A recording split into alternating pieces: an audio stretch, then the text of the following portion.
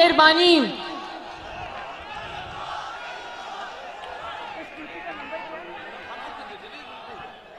PP 173 मेरे शेरों और शेरनियों,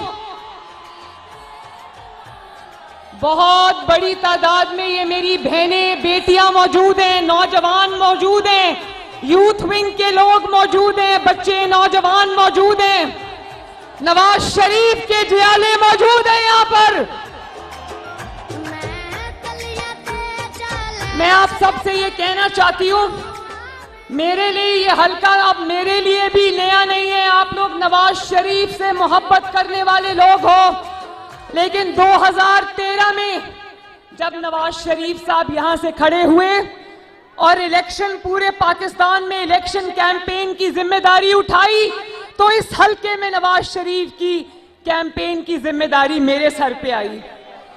अल्लाह के फजल से रिकॉर्ड लीड से इस हल्के ने नवाज शरीफ को जिताया और एक दफा भी मुझे उनकी कमी महसूस नहीं होने दी। इसी तरह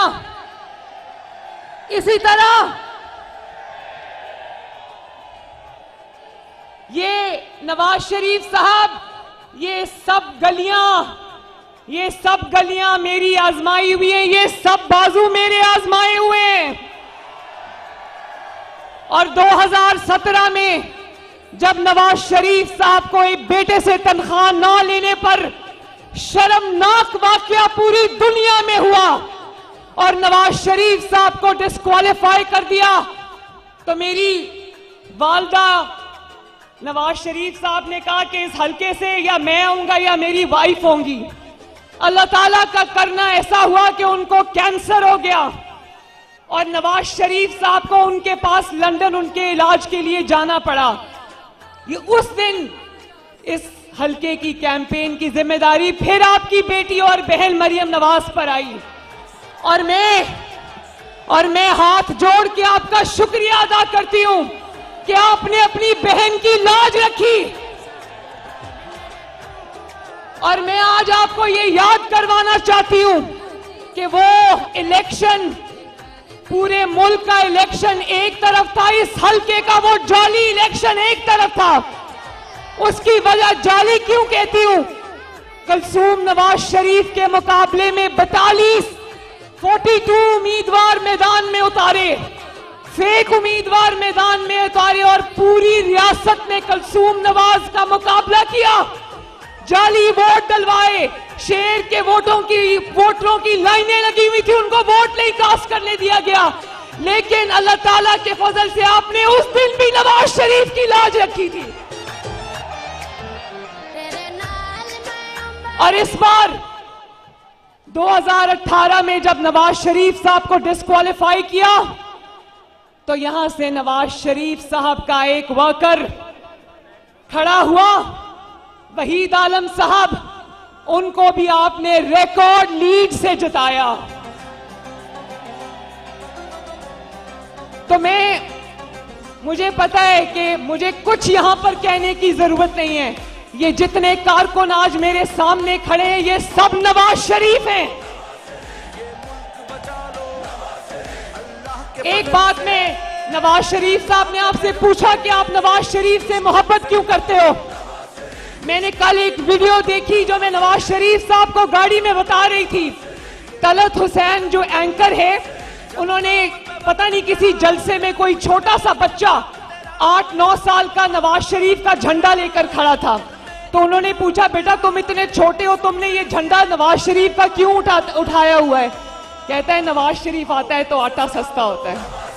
ये मुल्क बचा लो अल्लाह के फजल से, अल्लाह के करम से, मुश्किल से निकालो ये मुल्क बचा लो, मुश्किल से निकालो।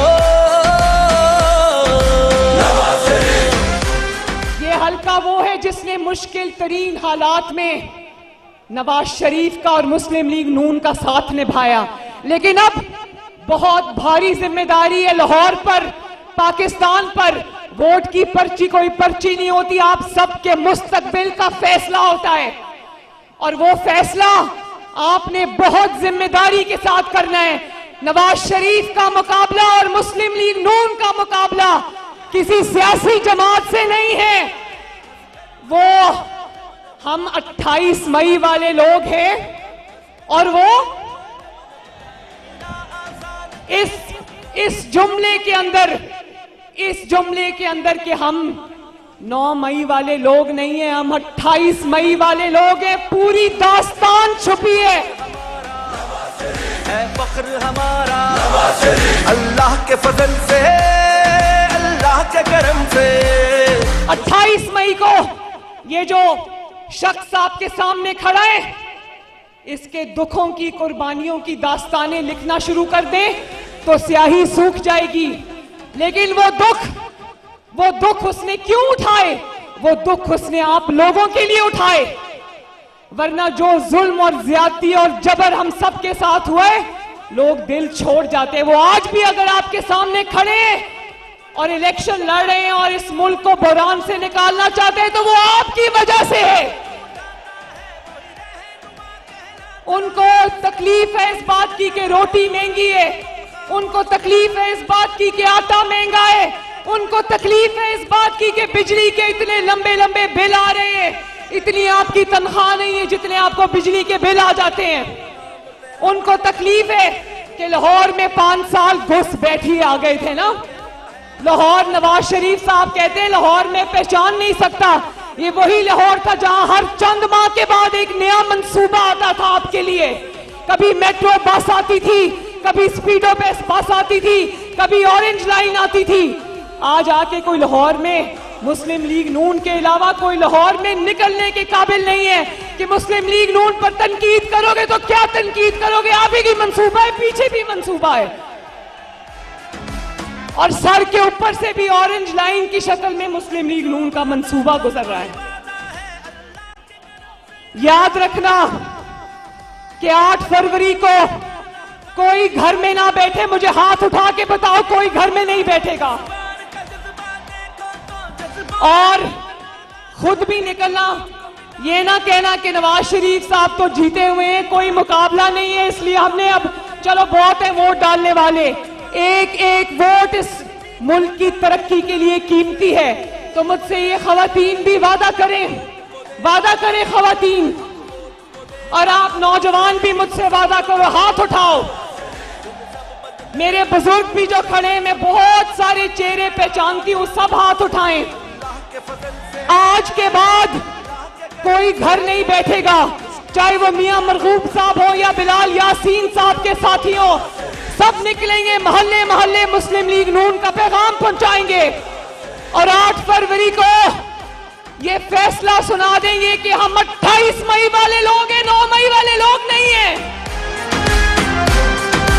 और 9 मई वालों को 8 फरवरी को उठा के पाकिस्तान से भी बाहर फेंक देना।